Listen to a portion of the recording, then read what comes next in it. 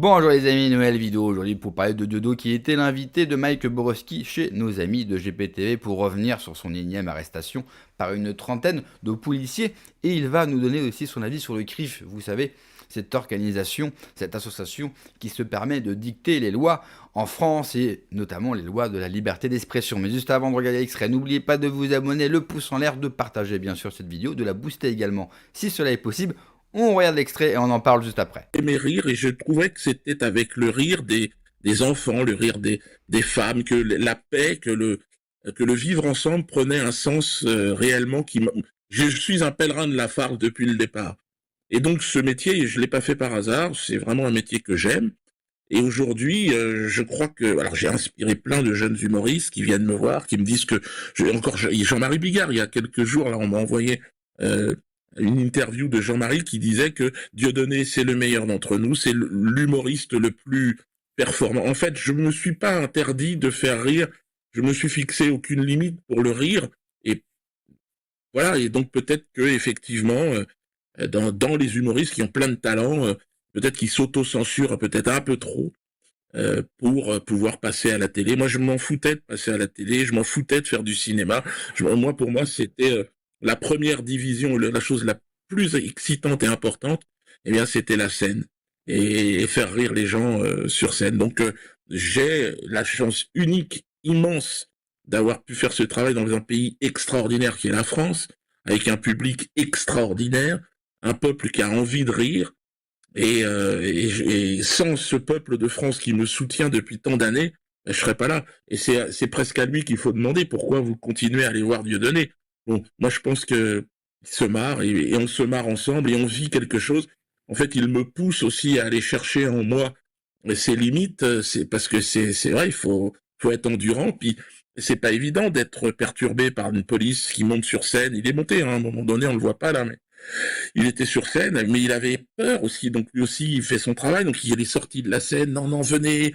À un moment donné, il a essayé de m'entraîner, le gendarme, le chef, dans un coin. J'ai dit, mais non, les gens sont là, qu'est-ce que vous allez à me dire que les autres ne peuvent pas entendre?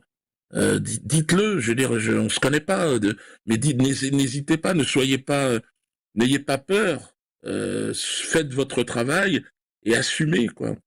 Donc Justement, comment ça se passe c'était à chaque fois ces montées de la gendarmerie sur scène est-ce qu'il y a du zèle de leur part ou pas ou très est-ce qu'ils rare. ils ont dit ouais mais on est obligé de le faire Oui, c'est souvent ça. Il y a 99% des gendarmes qui sont des gens très bien. Ils font juste ce qu'on leur demande de faire. Et puis il y en a quelques autres, parce qu'ils ont eu en téléphone le monsieur le préfet ou le du politique, ils pensent que en faisant un peu de zèle, ils auront une promotion dans leur travail, pour leur carrière. Donc il y a toujours hein, des abrutis qui, en plus de ça, se font avoir parce qu'il y a pas de promotion. Il suffit de voir aujourd'hui même dans un gouvernement, là, le préfet Nunez, qui m'a fait 7 arrêtés cette année, il est devenu ministre de l'Intérieur. Ça me fait marrer. Combien de temps? Il est resté une semaine, 3.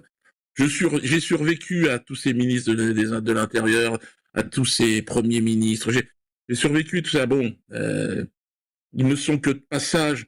Un artiste et un rire. Moi, mes sketchs, ils sont sur Internet et ils le sont pour. Je serai mort, ils feront encore rire les gens.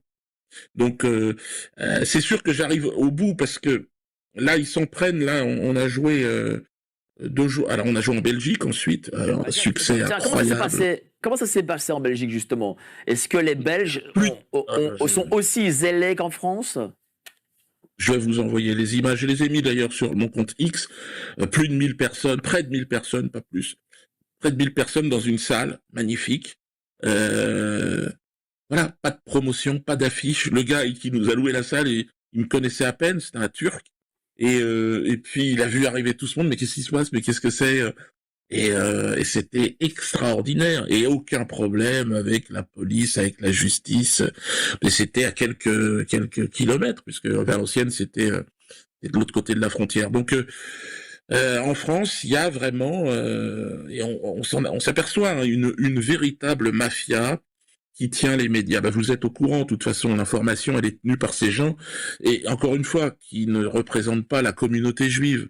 Il se trouve que la plupart sont juifs, mais encore une fois, pas d'amalgame. Les Juifs sont malheureusement utilisés comme un bouclier humain par cette mafia. Et d'ailleurs, ce qui est en train de se passer en Israël le montre. C'est-à-dire il y a une vraie révolte aujourd'hui contre ces ultrasionistes qui contrôlent les médias occidentaux. Et les Juifs aujourd'hui qui se sont pris des missiles sur la tête à Tel Aviv, ils disent stop. Stop parce que ça ne peut pas durer. Alors évidemment, c'est pour ça que je suis aussi il y en a plein qui me sollicitent. Ouais, Dieudonné, nous on t'aime bien, on est juifs, on est israéliens, mais on n'a rien à voir avec cette mafia du CRIF. Ils se servent de nous, ils sont prêts à nous sacrifier. Mais, Oui, oui, mais c'est vrai, justement, c'est une vérité. mais qui sont ces gens du CRIF?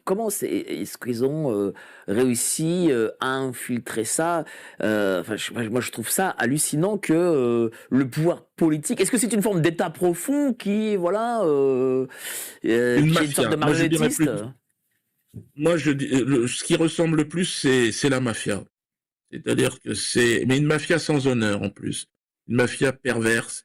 Et donc, mais, si vous voulez, on le sent bien. C'est-à-dire pour pouvoir se présenter en politique, il faut avoir le soutien des médias. Vous pouvez pas y aller vous présenter sans avoir. Voilà, il faut une banque. Voilà, qui va prêter de l'argent à votre parti. Donc, je veux dire, il est clair que cette mafia contrôle tout. Jusqu'à présent, les juges avaient une certaine indépendance par rapport à cette mafia. Et puis, il y a des syndicats maintenant, des syndicats de juges, dont par exemple le syndicat de la magistrature, qui, pour se détendre, ont mis un mur des cons. Moi, j'étais sur le mur des cons du syndicat de la magistrature, à côté d'ailleurs de Nicolas Sarkozy. C'était assez amusant, on n'avait pas grand-chose à voir ensemble, mais voilà. Donc, il y a des personnalités qui sont considérées par ce syndicat, qui représente quand même 30% des juges en France, donc qui sont identifiés comme des cons à abattre. Hein. Et donc, voilà, ça fait partie de cette croyance, de cette politique. Et moi, je suis très inquiet parce que c'est le dernier pilier, en fait, de la démocratie. Je ne sais pas ce que c'est la démocratie en réalité, mais en tout cas, on parle d'un état de droit, mais à partir du moment où le droit est tordu à ce point-là et interprété par des juges qui font de la politique, ça devient très compliqué. On est dans cet état. Alors, on arrive au bout. En Sicile, ils ont réussi, bon, après avoir tué pas mal de juges d'ailleurs, à démanteler la mafia. Ça a été un long combat. Mais aujourd'hui, elle se présente d'une autre façon et je pense qu'il y a des gens très sincères qui servent la mafia sans même le savoir. Et la plupart des gens qui accèdent d'ailleurs à la tribune politique, de toute façon, toute personne qui parle dans les médias traditionnels, il faut bien savoir qu'ils servent la propagande de cette mafia. J'aime beaucoup cette expression.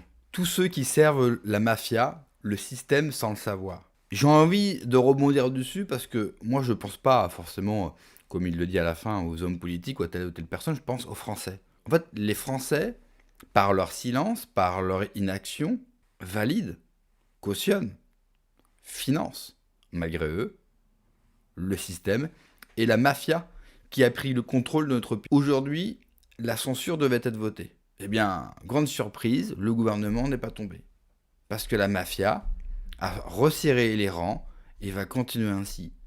Et le budget, je vous invite vraiment à aller voir ce que va être le nouveau budget. Une catastrophe. Notamment 70 milliards d'impôts en plus. Rien que ça, mais on n'est plus à quelques milliards près d'imposition en plus. Certains me diront, oui, mais tu oublies qu'il y a un Français sur deux qui ne vote pas. Qu'est-ce qu'on fait de l'abstention ? Je suis désolé, mais les abstentionnistes ont tout aussi leur tort que ceux qui votent. Parce que eux, c'est encore pire. Ils savent que c'est la merde, c'est pour ça qu'ils ne votent plus, qu'ils ne s'intéressent plus à la vie politique des partis. Quelque part, ils ont entièrement raison, mais par leur silence et par leur inaction, sont tout aussi responsables de ceux qui votent pour ces mêmes partis qui nous foutent dans la merde. Ça, c'est vraiment intéressant. Il y a un vrai débat à avoir dessus. Parce que je sais que certains ont une image fantasmée du peuple. Le peuple serait forcément juste, bon, patriote par nature.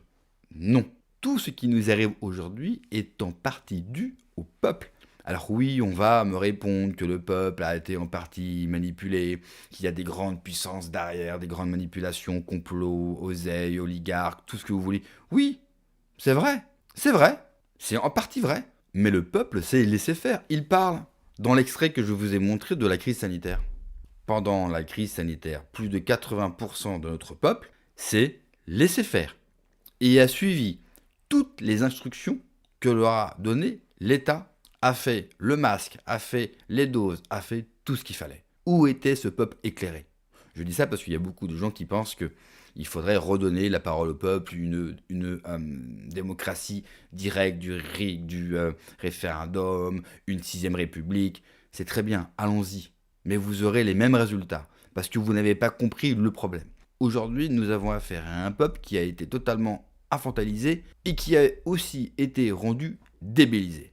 D'accord? Parce qu'aujourd'hui, les Français, vous tapez dans les mains, ils rampent par terre. Ils rampent par terre. Et vous voulez leur donner la parole et vous pensez que eux feront mieux que ceux que nous avons au pouvoir aujourd'hui, vous vous trompez. C'est comme ceux qui disent il faut la démission de Macron, ça va aller mieux. Oui, ça va aller mieux les heures où il aura démissionné, ouais. On fera la fête, on pourra boire un coup, on pourra se prendre dans les bras. 2 heures après, hein, ils remettront quelqu'un d'autre et le cercle va recommencer. Macron n'est que le pavillon témoin de tout ce qui ne va plus dans ce pays. Et pour finir sur le CRIF et sur la censure, bien sûr que c'est totalement inacceptable qu'un Dieudonné soit censuré et que le CRIF pose problème. C'est quand même problématique que si vous voulez être président de la République, il faut passer par un repas communautaire qui dérange personne. Hein. Ça serait les musulmans qui feraient le même repas. Je vous laisse imaginer ce qu'on entendrait matin, midi et soir. Mais là, c'est la bonne communauté. D'accord? Donc il faut passer par ce repas et ensuite vous pouvez être élu président de la République. D'ailleurs, ça nous permet de nous demander mais qui tient vraiment cette République? Et qui a vraiment intérêt à cette République? Qui a vraiment intérêt à toute la merde que nous avons aujourd'hui? Dernier point où je ne serais pas d'accord, et totalement pas d'accord avec Dieudo, le vivre ensemble. On en a pas marre de nous parler de vivre ensemble. Ça fait depuis les années 80 qu'on nous parle de vivre ensemble. Quand tu as besoin de faire la promotion de quelque chose, cela veut dire que ça ne fonctionne pas. Le vivre ensemble, le multiculturalisme, ça amène la société d'aujourd'hui des gens qui vivent dos à dos, prêts à se mettre sur la gueule. Et ça amènera ce pays à une guerre civile. C'est meurtrier et c'est assassin de promouvoir le vivre ensemble. Nous n'avons pas à vivre avec des gens avec qui nous n'avons pas envie de vivre. Et eux aussi n'ont pas envie de vivre avec nous. C'est très bien, c'est leur droit. Mais ils n'ont pas à être ici. Il faut aussi arrêter avec ça. Moi, je suis juste. Je ne tape pas seulement sur une communauté. Je tape sur tous les traîtres à ce pays, peu importe d'où ils viennent, peu importe leur communauté. Du moment qu'ils trahissent ce pays, ils doivent être jugés et regardés et analysés comme tels. Merci d'avoir regardé la vidéo les amis. N'oubliez pas bien sûr de vous abonner, le pouce, le partage, de booster également la vidéo. Prenez soin de vous, que Dieu vous protège. Allez, ciao.